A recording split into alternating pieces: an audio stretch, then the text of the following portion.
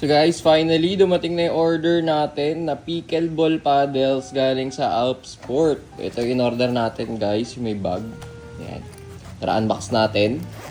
So, ito in-order ko guys, yung package. Yung may kasama ng bola, may kasama ng bag. At ito na nga, may kasamang dalawang paddle. All in all siya guys, parang nagastos natin ay around 1,600 pesos lang. Itong nasa kaliwa, ito yung akin guys. Ang model nito ay Alpsport Ice. Yan. Or ito ba, Attack 8050 Nano. Basta nakasulat kasi Ice eh. Ang ganda oh. Ang color nito guys ay mostly blue. Ayan, iba-iba ng shade ng blue. And then ito para kay wifey guys, yung Sakura. Ay, ito talaga ang ganda.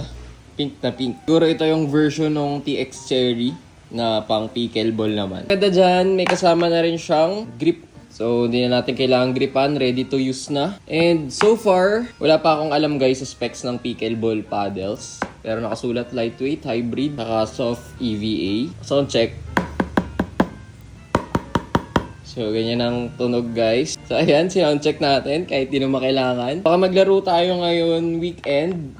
And babalitaan ko kayo. Gagawa rin ako ng content about dito. Kasi nga, tagal ko nang gusto mag-pickleball. So, finally, syempre, meron na ang Alpsport. Eto na. Panahon na para subukan ng pickleball. Guys, yung binili ko, alam ko, mura lang to individually. Parang less than 1K kung bibili kayo na isa-isa. Pero, ang sikreto dito guys, para makatipid kayo, bilhin nyo na ng para may 3 na kayong bola or 4 pala yan. Kinain nung dog namin yung isa. Nilaro niya. Ito pa, may kasama ng bag, may ilagayan niya ng mga gamit. Ayan, ito yung tsura ng bag sa loob. Malaki rin, kasya naman yung bola at saka itong paddle. Nalang bilhin nyo guys, around 1.6 lang to, buy one take one with bag and meron ng bola. So sa mga naghahanap din guys, andyan lang yung sa yellow basket ko sa baba at sa first comment ko, i-link ko na lang din.